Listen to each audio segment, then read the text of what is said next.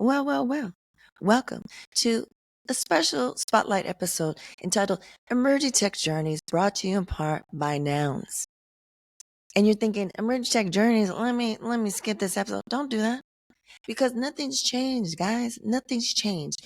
It's diverse stories of people who have incredible journeys, but this just so happens to be someone that is an emerging tech, someone that I know personally, that I trust, that I build with and confide in this industry. But it just so happens that they're going to be telling their story and they happen to be in the emerging tech industry, right? But people's stories are universal. So we're not going to be talking about all this techie jargon that you're not even going to understand. That's not what this is for.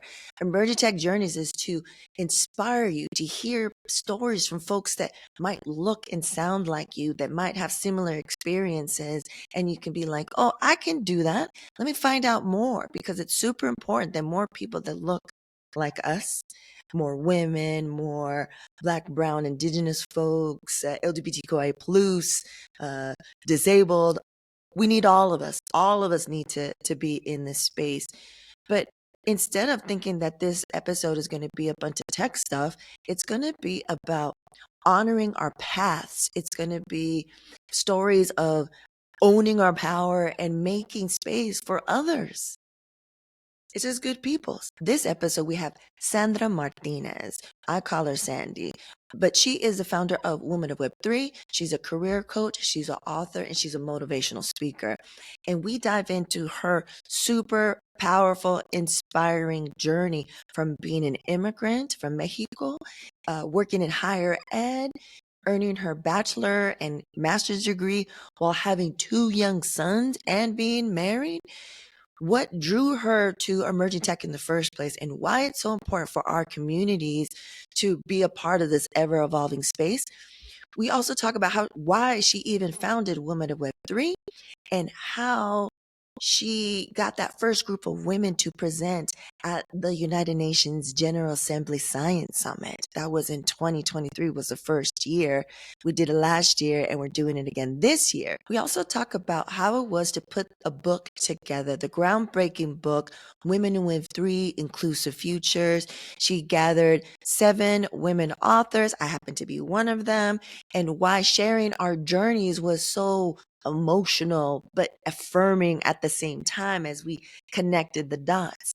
We also talk about how women, we just build differently. We have community, care, and the most vulnerable in mind as we're building and as we're leading. So yeah, I'm super excited to have this series. Like I said, we'll have them at least once a month. And I hope it inspires you guys. I hope that you can see that it's not so far removed. It's not in some other realm. It's something that you can definitely be a part of, contribute to, build. And we want to make sure that we provide resources and education to help you in any way. So I give you Emerging Tech Journeys, Sandra Martinez. Hola. Welcome to Word to Your Mama, the podcast that amplifies diverse voices and celebrates shared experiences. Hosted by me, Ritzy P., a Latina creative entrepreneur with a background in art, music, and new web technologies.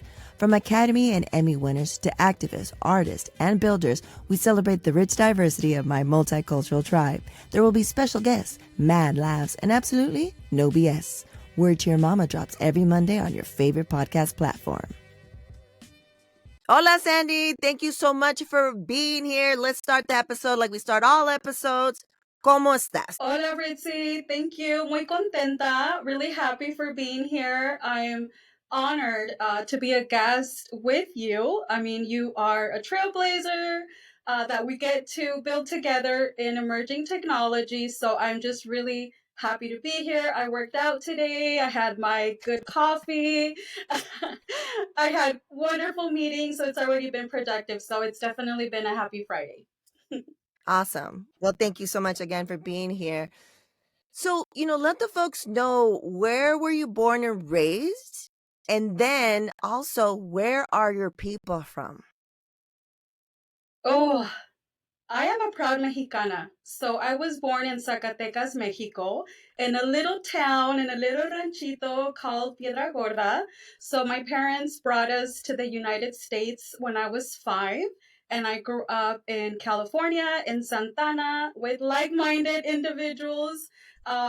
Always ready for new things, and my parents, I'm living the dream that my parents dreamed for me.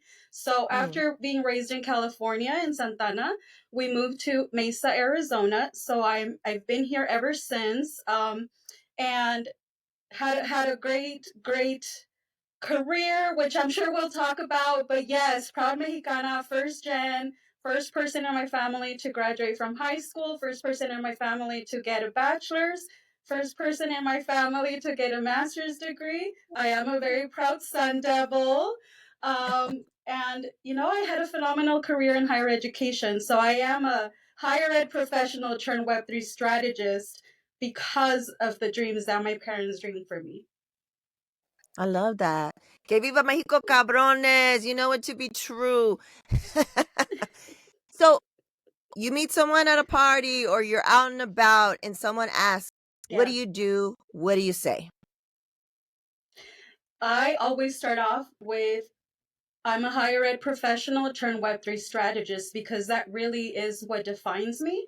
I worked at Arizona State University for almost 2 decades.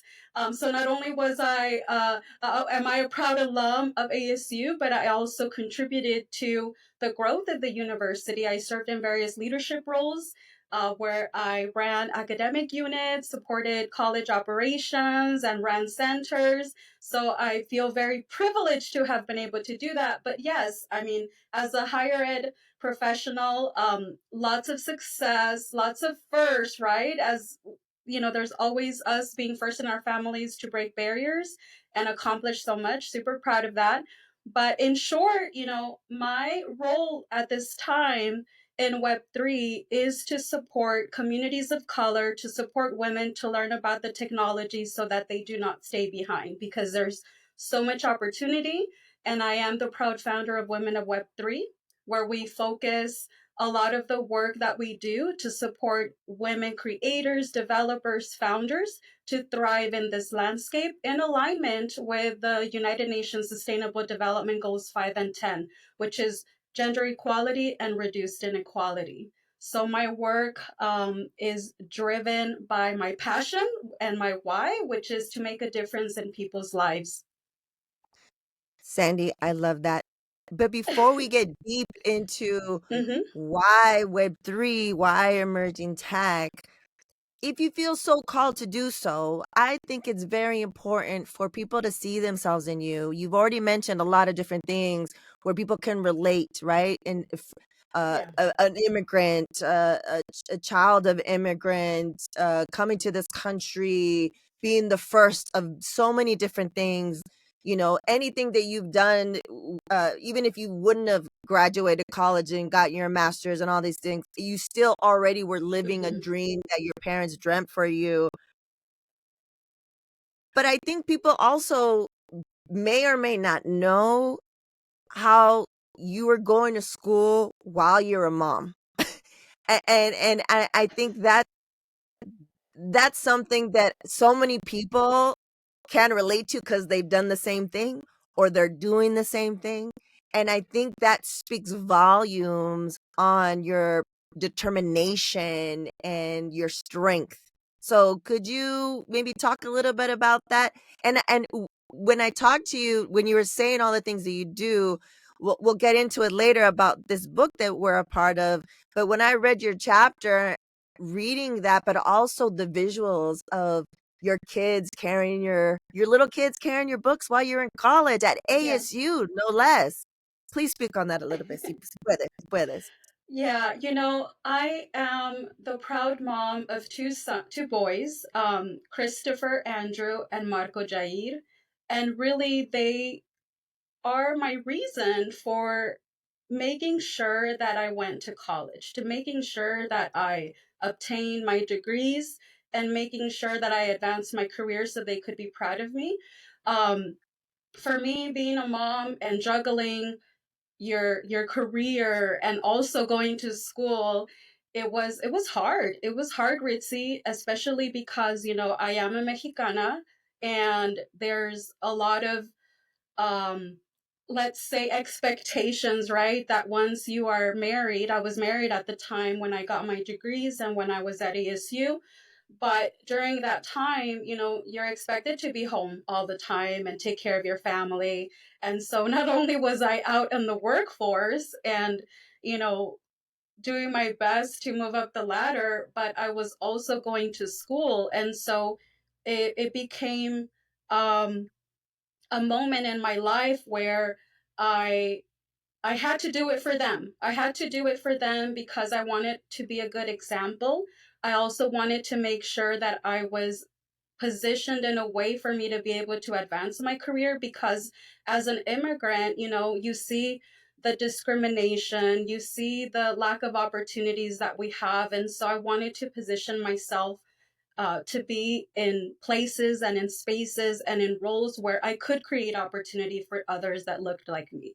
And so my sons encouraged me, along the way. They would literally wake up so proud of me of what I did. They, like you shared, they would come with me to university events. And so for them, seeing me work and go to school became a norm. There was Mm, no question that they were going to go to college. There was no question that there's nothing that you can dream of that can't be accomplished, because I stayed on my path. I've always been a big dreamer. I always felt different because I didn't settle. I always was a goal getter. I always had something that I was working towards. And so, being at Arizona State University, I found a community of other people like me. I was part of the Chicano Latino Faculty and Staff Association. I met incredible faculty and professionals who mentored me, who made me feel like I was normal, because they also dreamed big like me. They also were in academia. They were also trailblazers or first gen. So that having my son see all of that was super special for me. And being, like I said, finding my community, being part of the Chicano Latino Faculty and Staff Association, that propelled me to prepare myself in leadership roles. So I was a student leader as well. I was the vice president for the Association of Human Communication. I later became the chair for multiple years after being a member with the Commission on the Status of Women. So I was very involved and very embedded in the university. And so that gave my sons a really amazing perspective. I right. do know that I'm very privileged to be able to have done that. They both went to ASU, and along with that, I was able to accomplish so much because I there's nothing wrong with pursuing your education. In fact, when I took a break, and I'll call it a break because it was a break, I think I always knew that I wanted a master's degree, but I didn't know when or how or what I was going to study. But when I finished my bachelor's, my youngest, Marco, on our way home from an event, he said, "Mom, I have to tell you something, and please don't be mad at me." And I said, "Okay." He's like, "You're not a superwoman anymore." And, I'm like, "Marco, what?" And he's like, "Yeah, you're not a superwoman anymore. Now you just come home, and you just watch TV with Oh, my dad." And I'm like, "What do you mean?" And he's like, "Well, when you're in school, I loved it because you would take us to events. I love that you were mm, learning, and you were very, your time management was amazing, Mom. Like, you would come home and you would say, I have 2 hours to make dinner. I have an hour to watch telenovelas. And then, you would put us to bed and hang out with us and help us with our homework. And then after that, you focused on your studies. And so to me, that was like, oh my goodness, like my sons, the way that they see me really inspires them. And so I had to keep going. And so what led me to get my master's, because I had these two little people that looked up to me, that loved what I was doing, that enjoyed it, and they were so proud of me. And so being a mom played a big role in my career and my development. And then fast forward to Web3, right? I stepped away from ASU as an educated Latina with so much experience and leadership under my belt. I mean, I was the proud to say the 50th president for the ASU Chicano Latino Faculty and Staff Association. So I'm super proud of the community and legacy programs that I built there. And now being in emerging tech and continuing to be the cool mom, because my son see me traveling, to Colombia. We shared that experience. Speaking at the United Nations. I mean, even this Web3 journey led me to host my own radio show with La Onda here, that stems out of the Phoenix area. Um, and there's much more to come, right? And so being a mom has been instrumental in the reason why I keep moving forward and continue to dream big and do all these great things. And, I mean, who, even as a Mexicana, right? Many of you know Jarritos, the legendary Mexican soft drink.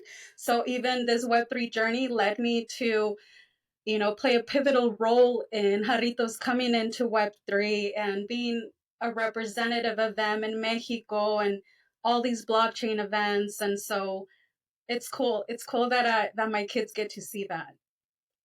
I love that. I love how your youngest was like reading you and it's saying like, "Hey, what happened to that motivated, time management driven person?" But so, Yeah. people can relate on what you just described. Why Web3? Why emerging tech? How did you get into it? But why is it so important? I love this question. I love this question because it is so important for us, not, like I said earlier, for us, especially people of color, not to stay behind in technology. We're always behind in so many different industries. But for me, being at ASU in my last leadership role that I had, it was when during that time I learned about crypto. And it was the first time that I learned about NFTs. And so to me, being involved in a center as their leadership that also promoted technology and having to hear these cool things that were new to me, it inspired some curiosity. And so I brought those executives to ASU. I brought them to meet with tourism students. I was not even in the tourism college, but I'm like, if there's going to be any crypto hotel or opportunity, like, we need to know about it and the students need to have access to this. And so after organizing these executives that were, at the time planning to build a crypto hotel at ASU, um, and having having had the opportunity to learn a little bit more about the industry, it made me even more curious. And so when I stepped away from ASU to diversify my background, I found myself in getting my first NFT and being immersed in a global business community of people who were business oriented. They were also creating, brands and projects. It was really fascinating for me. But Ritzy, for me, it was like, I'm an educated Latina and I struggled. I struggled to buy crypto. I struggled. I mean, in order to enter this global business community, you needed, and to buy the NFT, you needed a whitelist. And so, these executives gave me that. And so I had the opportunity to buy this NFT early on before the public. But when I got asked for my Discord ID, my MetaMask, even my Twitter account, I had none of those. I had to Google what a MetaMask was. I had to Google what a whitelist was. I felt really out of place, and so I just had to learn about it. I bugged my friend Curtis, who was the only person I knew that had crypto, so I was able to buy crypto. But it was a journey where I felt so lost. And I thought to myself right away, if I'm an educated Latina and I'm struggling imagine how other people are going to struggle as they Right. enter the digital landscape, this new industry. And so I made a commitment to myself to learn about it, and to build my network of other Latinos that were in the industry. I also started hosting Twitter spaces, now X spaces, to educate the Spanish investors about their investment, because even though they translated everything on Google, it's not the same thing. And so Right. I started building community with other Latinos and Spanish speaking individuals in this space. So before I knew it, I became a leader in this space, which was really, really amazing. And I feel so honored and privileged. But that's really why Web3. I mean, there's 28% of women in technology, according to Catalyst worldwide. And so there's already very little women in Web3 and technology as a whole globally.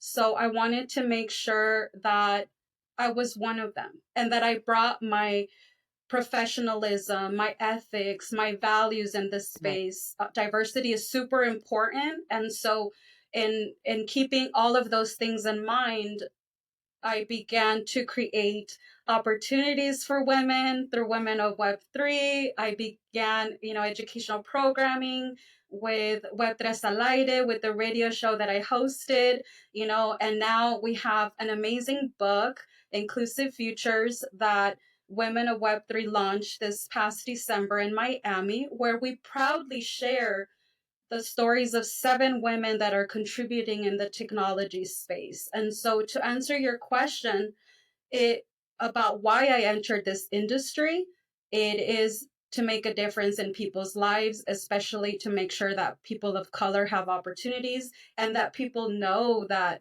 we can make a lot of things happen by being in the industry, making it diverse, and making Yeah. sure that we don't miss out on the opportunities that blockchain technology brings, like generational wealth, fractionalized ownership, or being a good investor in different NFT projects or different coins, or ETFs now that we have now. And so there's a lot of opportunity. And so I wanted to make sure we didn't miss out. Great. Great. All of that is definitely important. And I love hearing your story because one thing we talk about all the time here on Word to Your Mama Mm-hmm. is the nonlinear career paths, right? It's just like different Yeah. experiences. Maybe something happened that made you veer right instead of left and all these different things. So I think the Mm-hmm. conversation, we can go to the questions and comments from the audience. And I think that's going to dictate a little bit more of the conversation and hear more about your story. You mentioned Women of Web3. This is what someone has to say. Sandy, when you think back to the moment you knew you had to create Women of Web3, I think we touched upon it a little bit. What was Mm-hmm. happening in your life personally or professionally that lit that fire in you? What did it feel like in your body and in your bones to say yes Oh. to that call? And that's from Cindy Kuhn, who is a Web3 advisor, applied futurist, and applied future labs.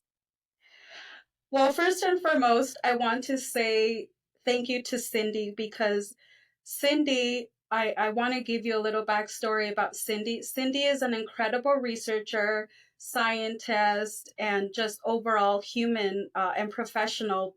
She was my executive coach when I was at Arizona State University, and we kept in touch. So as I'm growing my career in Web3, working with Jarritos, doing my radio show. I mentioned how I built my own network. Um, and through that, I saw the power of this technology in creating social impact. I saw my friends creating NFTs to make sure that Latina women were represented, through her art. You know, my friends would create NFTs to be able to help a school after a hurricane to get resources to children, right? And then, give back to orphanages. I saw this technology through art, through fashion, through music, bring people together and create a sense of belonging. I saw people building their brands and monetizing on them by telling their story or offering their services. And so it was really incredible for me. And so after being in this space for about 8 months and seeing all of this great impact, um, I connected with Cindy, and she was like, Sandy, I'm seeing like everything that you're doing in Web3, and it's really cool, and I'm so proud of you. And so what's next? What's next? And I said, you know, uh, I would like to speak at the UN. I would love to speak at the UN to share the impact that these women are making in our communities, and like the just the power of blockchain technology to transform lives. And so she said, done. And I'm like, wait, what? And she's like, yeah, I'm going to make it happen. And I just stayed quiet, and I was like, did she just, like, in my head, I was like, did she just say this? And so I'm like, Cindy, you're going to make me cry. And she's like, did you know that I also work with the UN?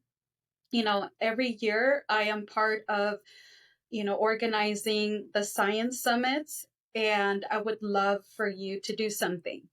And so I ended that call, one, super happy, two, the power of manifesting your dreams and just putting them out there, because there's always someone that may be able to help you or make them come true. And to me, that was my Cindy.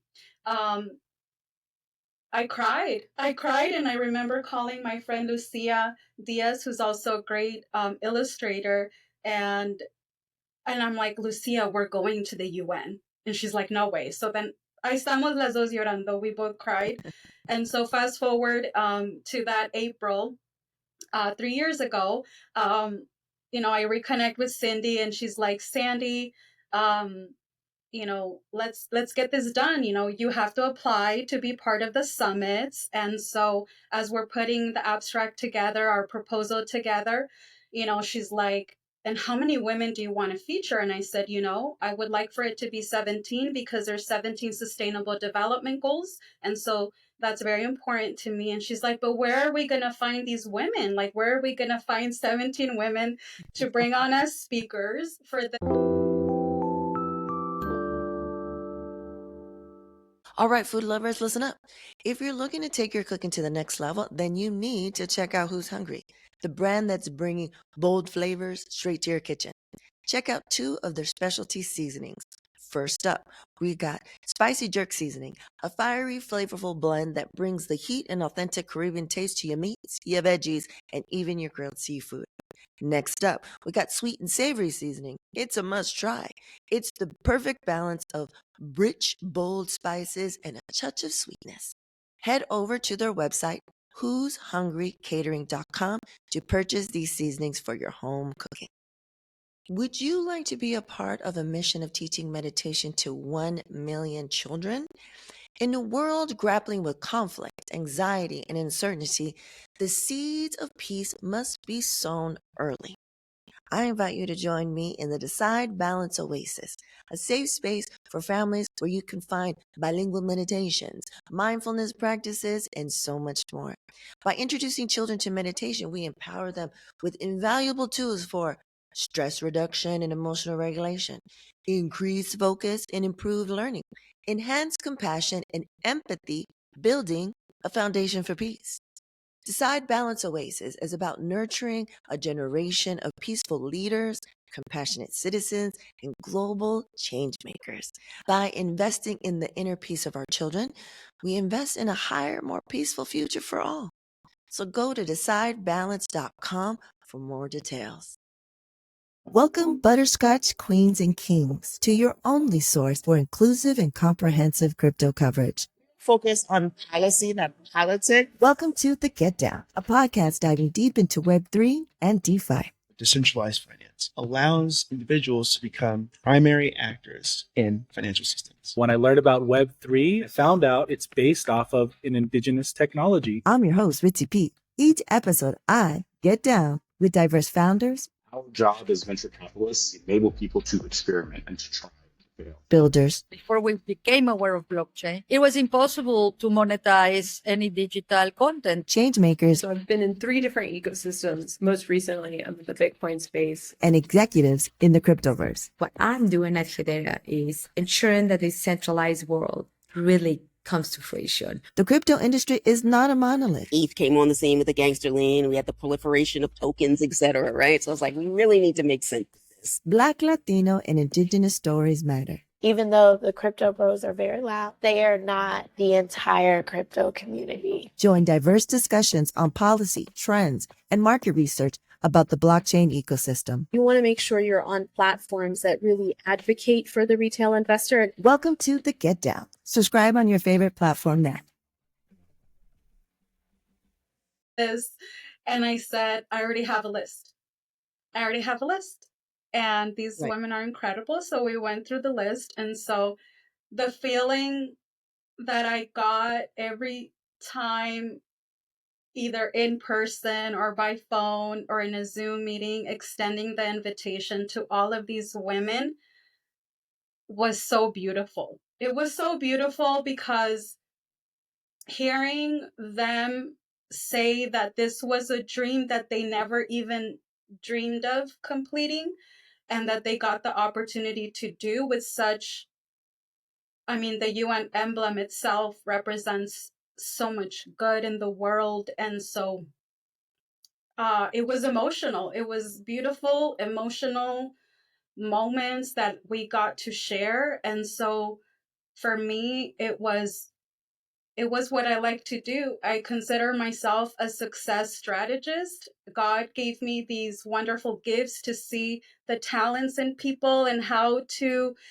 connect people and bring them together to do good things and give back. And so I have been very happy, very proud of being able to bring things together like the UN initiatives that we run for Women of Web3 to create events and spaces where individuals come and learn about the technology, but also how they can use it in their own industry has been immensely rewarding for me. And so going back to those feelings, I felt the chills, I felt excitement. I felt a lot of gratitude to our Heavenly Father for putting me in spaces and in places where I get to meet good humans like Cindy and incredible women like you, Ritzy, and all of our women that are part of Women of Web3 that are doing extraordinary things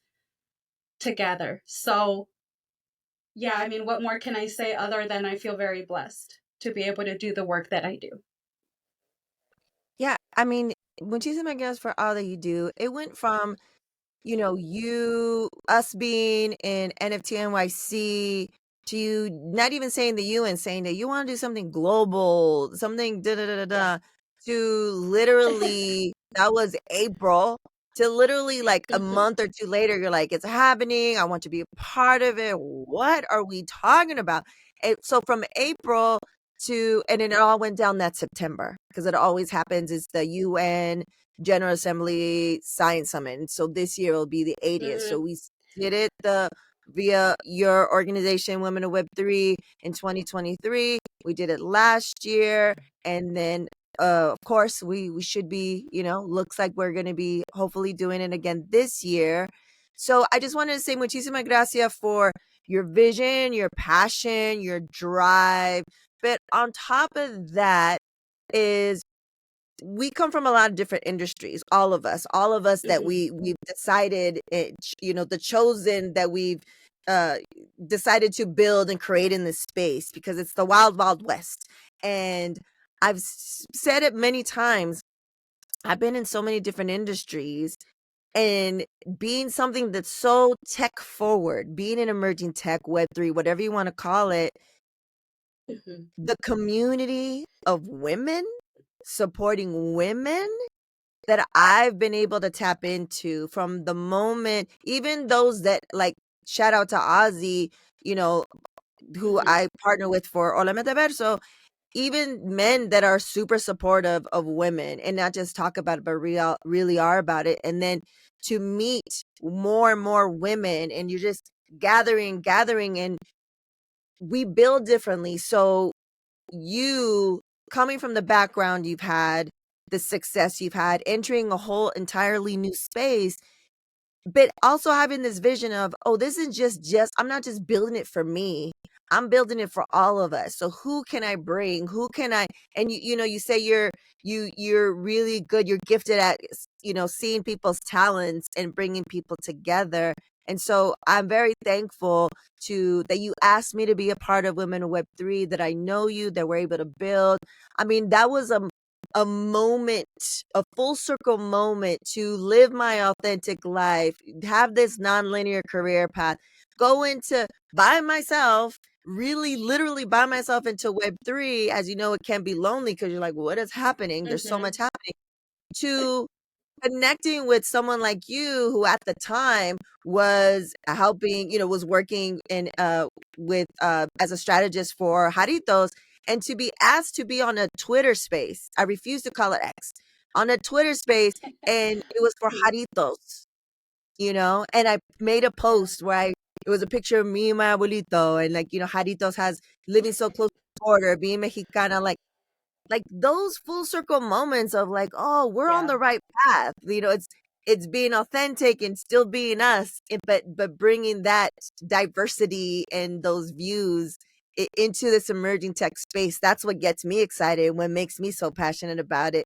And how you've already said so many times, social good, global impact, community impact. That's why we attract, right? We attract these people that are that align with what we're trying to do in this emerging tech space.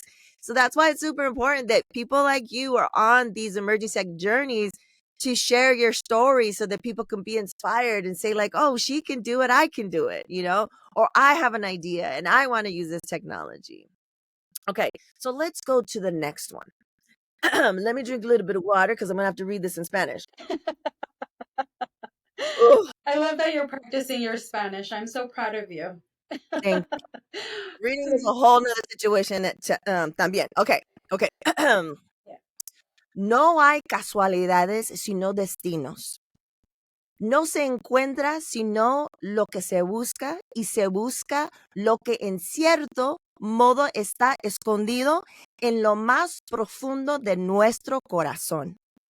Una vida con propósito es lo más valioso que podemos diseñar en el pasar por esta tierra.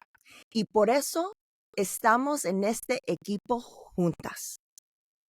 This lovely comment is from Deborah Carizo, CEO of Real Blocks, part of the Women of Web3 team, OG.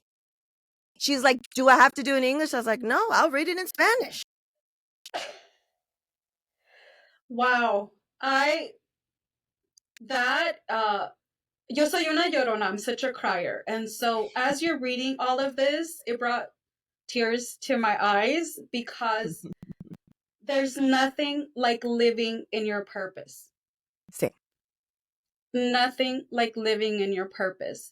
For me, as I mentioned earlier, my purpose is to make a difference in people's lives and create opportunities for them, to change them. And so as I was moving up in my higher ed career, I always knew there was a need for a sense of belonging, that representation matters, because then the younger generations can see themselves in you.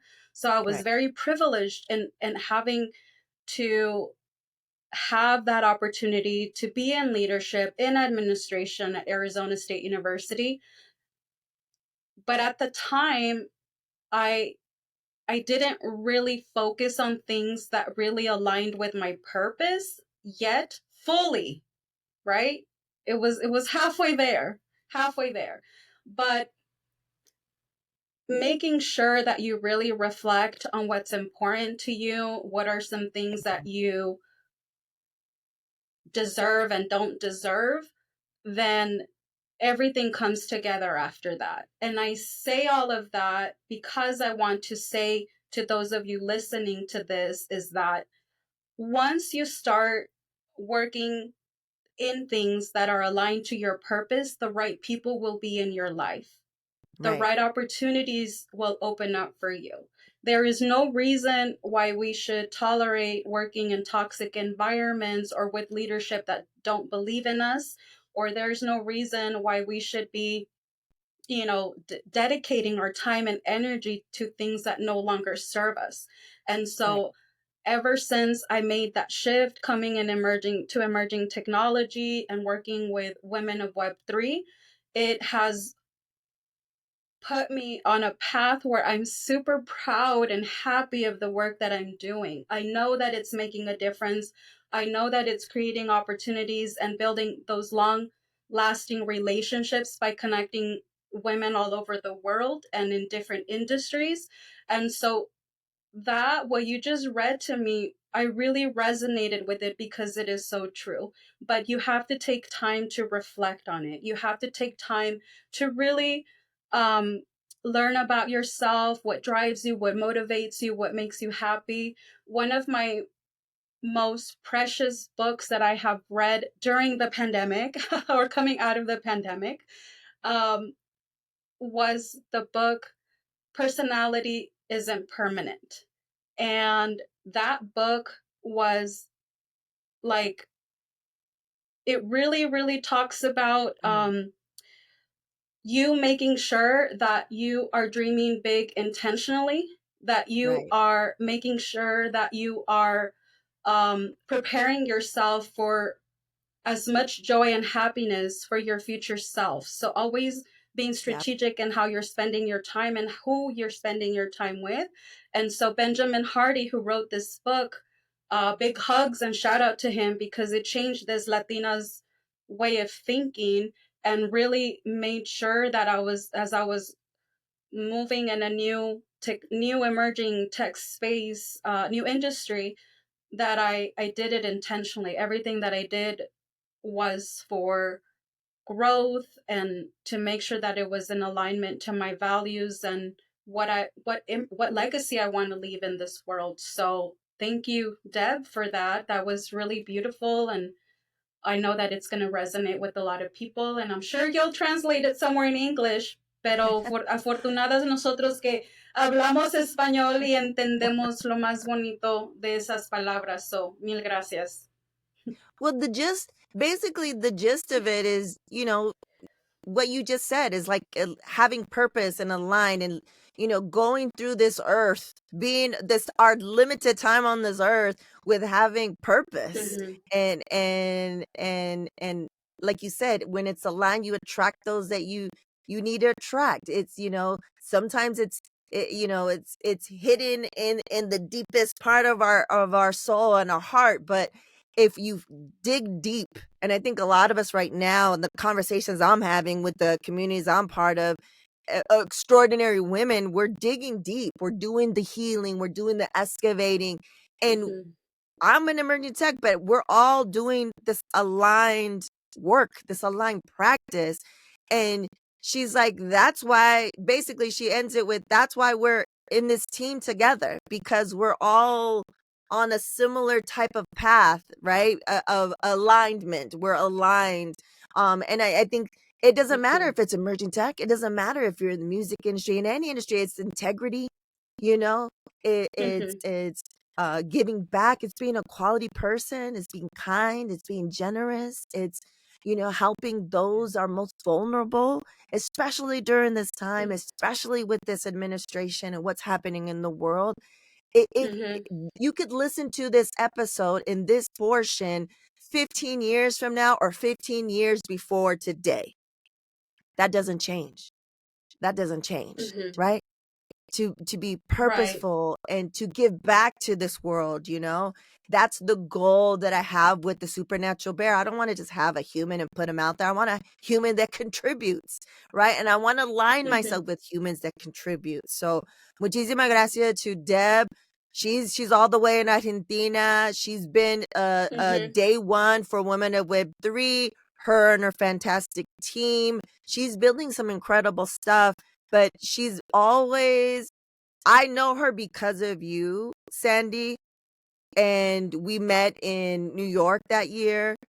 and she's become part of the tribe for me. And because she's aligned, also because she's about her business, right? So muchísimas gracias, Deb, for, I put out the call and she definitely delivered in a beautiful way, So, yeah, I'll put in the show notes the direct translation. I'll put it in there because it's such a beautiful thing that she says. Yeah. But also, I'll put a direct translation so you guys can, really get the gist of the whole thing. Okay, Sandy. So now it's time for the not so rapid fire questions, the AKA slow as hell questions. Are you ready? I think so. Let's do this.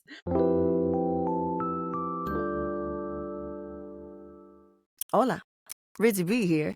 You know me as an emerging tech strategist, creative leader, UN speaker, and author. But today, I'm talking directly to you, small business owners. So let me ask, is your brand truly reflecting your business goals? Are you standing out from the competition? If not, then I give you the brand identity audit. It's a tailored solution that I created to help small businesses like yours refine their messaging, offerings, systems, and strategy for real growth. Think of it as like a mini consultation tailored just for you. Here's how it works. You start by filling out a quick questionnaire so I can get to know your brand. Next, we'll hop on a 30-minute clarity meeting to dig into your goals and challenges. Then I'll do my thing, analyzing your brand, conducting research, and crafting a plan with actionable steps to take your brand to the next level. Finally, we'll meet one last time to go over a detailed report with clear steps you can start implementing right away. It's all about aligning your brand with your goals and helping you stand out from the market. So, whether you're a solopreneur, a startup, or you're already running a growing business, this audit is for you. The brand identity audit. Let's build. Gracias. Okay, first one. Easy Mhm. breezy. 3 words to describe yourself. Organized, woman of faith. That's 2, but it's okay. And I would say flavorful. I mean, I'm a Latina, so we add the flavor anywhere we go. I concur with that. Next one. What's the best piece of advice you've received? Oh, okay. So I'm going to take this back to my ASU days. So one of my mentors was Kevin Salcido, and one thing that he would always say is there's always someone watching. So I know it can sound creepy, but keep this in mind. I mean, right? There's always someone watching. But there's always someone that you are leaving an impression to with the work that you're doing. There's always someone, whether it's you're at the store and you are purchasing something, at ASU, it's like a city, right? And so when I worked in the Tempe campus, I would, you know, interact with a lot of different individuals in a lot of different spaces. And it's even though it's most people know each other in leadership and so forth, but there's times where we would have guests and you don't really know them yet, right? And you just run into really important people all the time, but you don't know who they are. And so the everything behind, you know, keeping in mind that someone is always watching is that is that there's people who are going to see how you carry yourself, as how you're interacting with staff in different areas, how you are what you are promoting on your social media platforms, how you are carrying yourself in person events, how you are what things you're sharing in podcasts such as yours, right? So there's always someone that's going to be observing. And I consider myself, like I said, God gave me these talents to be able to recognize the talent in people. At ASU, I also served in a lot of HR roles. So almost every role that I had in leadership, I was leading all these hiring committees, and I was, running personnel budgets and all of that. And so this goes back to that, right? There's always someone watching. So whenever I would have a position open, I already knew who I wanted to hire. Of course, they had to be ready. They had to show that they met all the desired qualifications. But for the most part, people remember people. They remember how you make them feel. They remember the words that you're speaking of that resonates with them, or they're in alignment to their values, and so forth. And so this advice was really important as I advanced my career with ASU. And so it just gave me a reason to make sure that I was moving always, being kind and respectful, being professional, making sure that I was putting out the best work, and things like that. Because when opportunities did open up, I'm very proud to say, Ritzy, that there was positions that were created for me.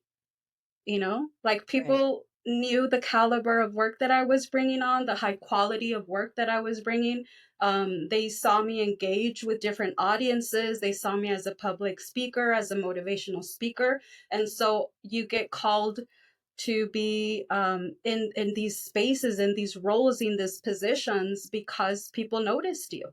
And so I would say, yeah, for our audience members, there's always someone watching. So be your best, be kind, be respectful, work hard, prepare yourself with your education or other, tangible skills that can demonstrate, what you bring to the table. But I think that I always kept that in mind as I advanced my careers and to this day.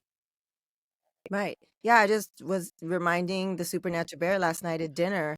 We always tell him since he was little, since I can remember, Yeah. it's a personal excellence. It doesn't matter who's watching. It's not against anyone else's meter, it's we call it, the family name. We say the family name, we're like, it's that excellence, but it's a personal excellence because you should always do your best, no matter who's watching. You don't know who's watching. As long as you're doing your personal best, your personal excellence at all times, that's what's important, right? Because you're your own gauge. It's like you're not looking for outside I can't think of words because of perimenopause, but you know what I'm saying. Okay, so next one. Song to get you hyped when you need it. Oh my gosh. Okay, the whole Bad Bunny album. Okay, by the way, Bad Bunny, I would love to meet. Yeah, the last one, Debí tirar más fotos. There is no song in there that does not make me happy, that does not make me dance. I mean, Baile Inolvidable. I know, like, my jam. top is Baile Inolvidable, right? And Debí tirar más fotos. But man, yeah, Ritzy, that's a hard one because it's our cultura is so beautiful. Every morning I make my coffee. These are my non-negotiables. I make my coffee and I turn on my music and I dance a little and then I get ready. And so it's hard to pick. But if you were to ask me what song do I want to be introduced to, is Dura by Daddy Yankee. Okay, well then we'll put that because the other Bad Bunny song just got put on the list. So yeah, we'll put that one on. We'll put that one on. And as always, her songs will be added to the Word to Your Mama guest hype list. I always mess up the title. I still don't have it right after all these years. But there's a link in the show notes and you'll see all the songs to every single guest. And it's the spectrum of genres and time periods, and it's just beautiful how everyone's hype songs differ, depending on where they're from and where they were at the time that we had the conversation. This next one, the last two are very, very important, and I think will speak volumes. What are you doing to dismantle the patriarchy? I feel like this entire conversation is evidence of what you're doing, but in your mind, what are you doing to dismantle the patriarchy? I'm showing up. I'm not giving up. I'm making sure that our women are seen, that women of color have platforms to gain visibility, to gain credibility. I mean, just being a UN speaker alone and the campaigns that we run through Women of Web3 through all of our platforms, through all of our networks is super important. I mean, the book, Ritzy, we've cried and we've prayed about this, and it was like keeping in mind and telling ourselves, like, we had moments writing the book where it was like, do we even deserve for people to know about our story? And we Right. had moments, am I worthy to be an author? We had moments of, before even our first UN session, I think, we had some time the day before reflecting of what we were about to do the next day. Like, people ask me, Sandy, how Freaking do you out. do the things? Yeah, freaking out moments, We were freaking out, crying, and yeah, crying. um, Everyone at different moments, like yeah, imposter yeah. It hit us syndrome all for in different days. moments. For Yeah, days. imposter syndrome for days. Yeah, and so I had that night, before we had our first session at the UN, me and Anana had just gone to Times Square, and we were being featured in Times Square. I mean, we already came back. We were coming back to all of you crying and reflecting on things. And so it was bittersweet. Bitter because, man, it just showed how the lack of women like us in spaces like that, and in Web3 and technology and in our careers, because we have phenomenal, brilliant women who have reached very, very high levels in their careers. And so it's just, it's those surreal moments is what keeps me going, because we're showing up and we're representing and we're making sure that young girls all over the world can see themselves in us, and that's Right. already like a huge win, right? And then creating the Women of Web3 book, it was necessary because if you are an author, it opens up way more opportunities as a speaker, gives you credibility, along with your education and all of that. And so it's showing up, and there's, as leaders in any industry, any entrepreneur can tell you that it's a lonely journey building. Yeah. There's things, people only see the highlight reels like they do in our social media and our wins, but behind the scenes, I want to show people that it's okay to be vulnerable, that it's Yeah. okay that you've failed, it's okay that Yeah. you've, you know, had the courage to build something new. And so Mhm. I always think of,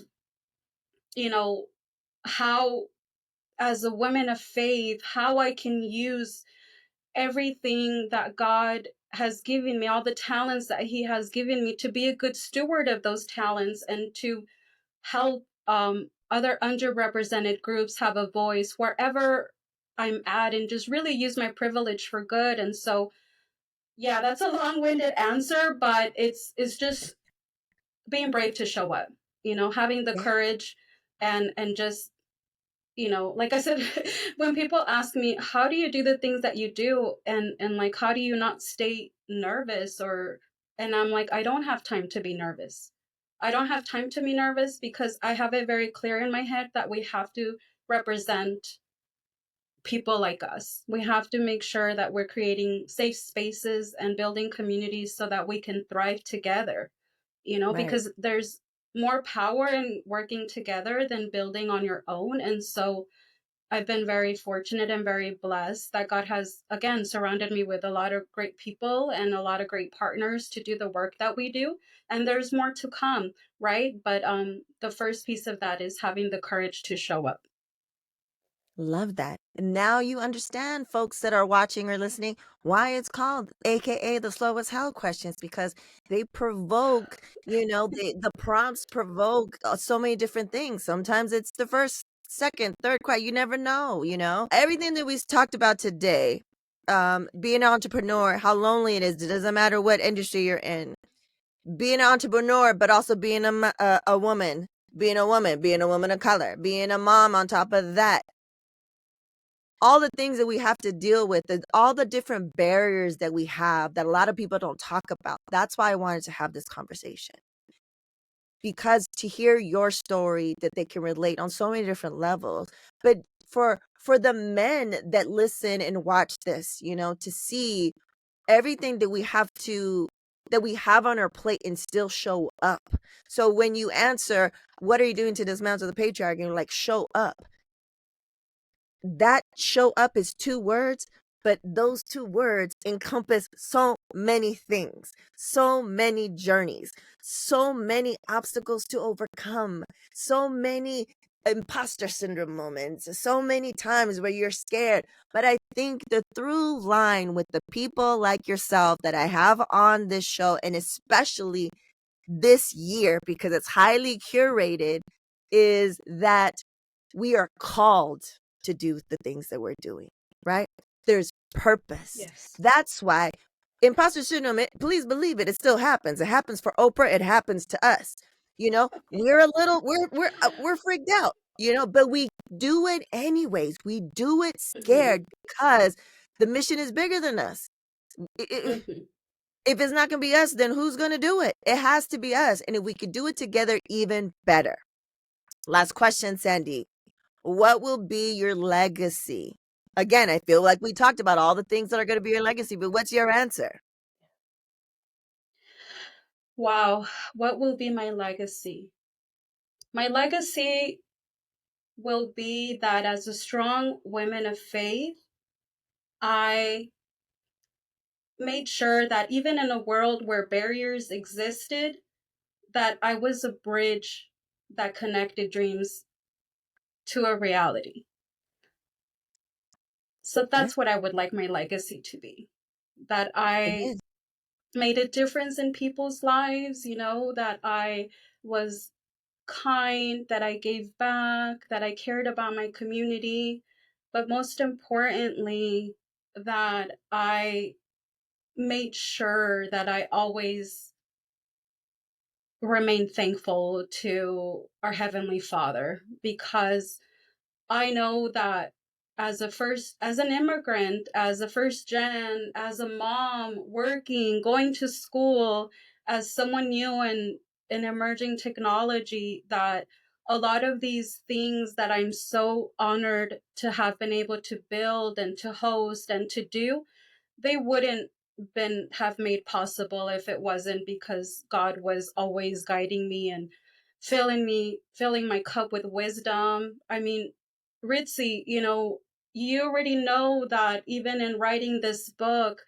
it was my first time ever writing my story, and on top of that, it was the first time that I was the executive editor for a book, and so it wasn't easy, you know. It was a journey that actually really affected me because, you know, I had an these wonderful opportunities, right? But we don't have the resources to hire out an editor. You know, we don't have resources, so there's a lot of things that we have to do for us, you know, to make an impact. And this book is really special and super important, and I encourage you all to buy it so we can give more scholarships to girls in STEM. But even along with that, you know, God had me slow down. You know, he had me slow down, and I writing the book, I wrote about my roots, I wrote about my education, I wrote about my wins in emerging tech and the impact and how I see us moving forward in emerging technology. And I was super proud of it. The stories there are just so incredibly inspiring. But there was a part missing. You know, there was a part missing about me, and I hadn't talked about my faith. So God was like, I'm slowing you down. And what I had was, I woke up one day and my whole left side of my face was paralyzed. So I literally got Bell's palsy. I wanted to cancel everything that I had going on. I was graduating from a speaker mastermind.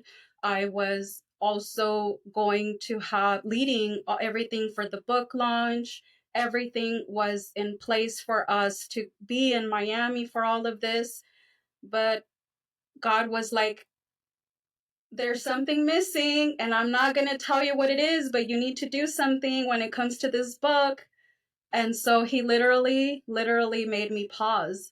And in that reflection and in spending time with him, I had a gentleman that tapped me on the back and said, Sandy, can, I need a favor from you as I'm praying, right? And I'm like, sure, of course. And he's like, my wife is passing away from cancer. And will you please pray for her? She is not going to make it, but will you just please pray for her, because only a miracle can save her? And I said, sure, of course. And so at that moment, I knew that God was telling me, like, here's your answer. Like, like, you have Bell's palsy, but that's temporary. Like that, Right. you're going to be better. But most importantly, girl, you need to talk about your faith in the book. Like, that part of me, which is what drives me and motivates me every day. Like, I had not talked about it in the book. And so I went back, and after that reflection and that direct sign from our Heavenly Father, and I went back, Ritzy, and I wrote about my faith. And I thought to myself, like, this is a big part of me, and I can't believe I was leaving it out, but God reminded me. And so I went back and I share my most favorite verse, which is, for I know the plans I have for you, plans to prosper you, plans to give you hope and a future, which is Jeremiah 29:11. And so I wrote about that, and I wrote about how, this too shall pass, which is something that we should all remember, that there's hardship in this life, and that there's, things and challenges and barriers that are going to hold us back from things, but they're all temporary. But if you have your faith with you, or a higher power and that you hold on to, definitely keep that in mind, and know that, you're able to accomplish a lot, and that you're never alone, because you have someone beside you, like our Heavenly Father, that's going to help you through all things. So yeah. I would say that it's that. No, I Super love that. And blessed. I want to make a point, Sandy, that you are a person of faith, a woman of faith that has been brought into my life for me to witness that you are really about that life. You don't just quote scriptures but act another way. Everything that you do, if you've watched or listened to this episode, she's all about helping, bridge building, inspiring, connecting, all these different things. And I keep it 1000 when I hear someone and they're talking about faith. It makes me nervous, because most of the time there are people that talk about it, but they really don't live that life. It's just it's a crutch of some sort, or they're hiding behind it, and they're not really living the life of helping others, and in whatever that spirit is, whatever denomination, right? And you are a person that you authentically live it, but you don't push it on other people, but you have the values, which, a lot of us are so skeptical of organized religion. But it's been, I don't know how many years that we've known each other now, and I thought it was a beautiful thing that you didn't deny yourself, and you put everything that makes you who you are in the book. Do you know what I mean? It's Yeah. important, I'm really happy that you made it to the other side of Bell's palsy. And then going back, I want to say muchísimas gracias, because I think I could speak for all of us, for all 7 of us, is that we're always doing so much, so many things, and we're busy, busy, busy. And as an entrepreneur, it's tough. We don't have weekends, we don't clock out. But it really gave us an opportunity to sit and think about our life and how we got to this point in emerging tech. And for me, that chapter, it wasn't even a book. It was one of the hardest things I had to write. But I can send it to someone reads the book and they understand, because I understood. I connected dots that I didn't even know could be connected, because we all told our story. So definitely there'll be links in the show notes to purchase the book, and percentages of proceeds go to fund scholarships for young women in STEM globally. But each of us talk about when we were born, like from when we were little to how we got to this place, and for me and for you and for all of us, it's like, how did you start here? I met you when you were in the music industry. I met you when you're an artist, and now you're emerging tech. That doesn't make sense. Oh, you read my chapter, it makes sense. You read Sandy's chapter, it makes sense, right? It's just like, oh, we've there was a TikTok that I've been sending out that I saw the other day, and we're women and we're women of color, and this quote was so this thing that this woman said was so profound, and take it how you want it, but she says, people that have been protected their whole lives get to build early. People who have had to protect themselves build later, but build deeper. So you're not late. You're right on time. We're right on I love time, that. Yeah. right? And in If this you read, industry, there's no yeah, expert, right? There's no there's no expert. Everybody's expert. learning. Yeah. It's the Yeah. right time. The pivot that we've all had, reading our stories, we all come from drama. You know what I'm saying? We've had to protect ourselves. I can speak for myself. I had to protect myself. And so it's never too late. And these nonlinear career paths, these moments, these full circle moments, finding your people, being aligned, going deep. It's all part of the process. If you're doing that work, you might be thinking that it's not a lot. That's the most important work. It's the toughest work. So, Sandy, muchísimas gracias for all that you do, for saying yes to being on Emerging Tech Journeys, for connecting, for taking time out. Let the folks know how they could reach you and how they connect with you. Yeah, absolutely. You can find me on Instagram as sandy.m_c. You can definitely go to womenofweb3.io to find us, to learn more about the work that we're doing. I'm also on LinkedIn, Sandy Martinez ASU, of course, because I'm a proud Sun Devil.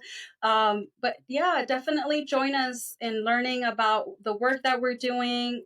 You'll get to learn about the women that we're working with, which is incredible. We will have another open call for nominations for women to feature at the 80th Science Summit for Women of Web3. So we're really excited about that.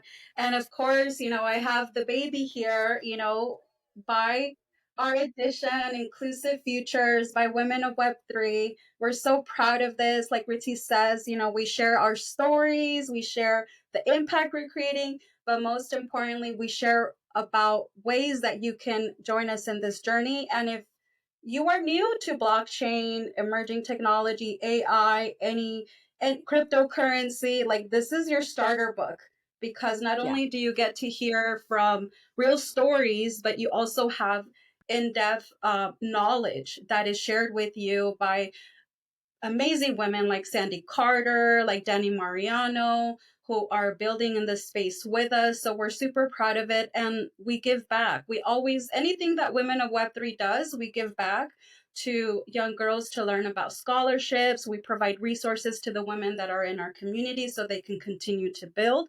So follow us for more. And thank you, Ritzy, from the bottom of my heart for having me here and having this wonderful conversation about my journey.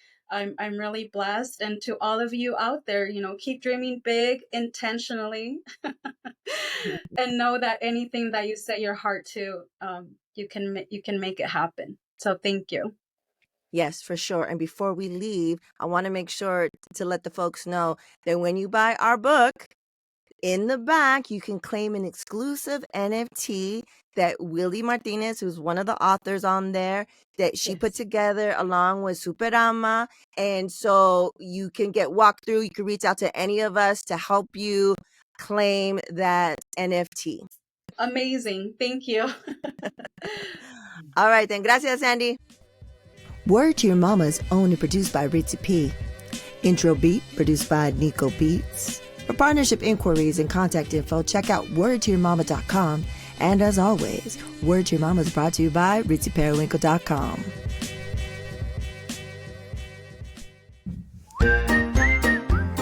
And now, introducing the Supernatural Bear Corner.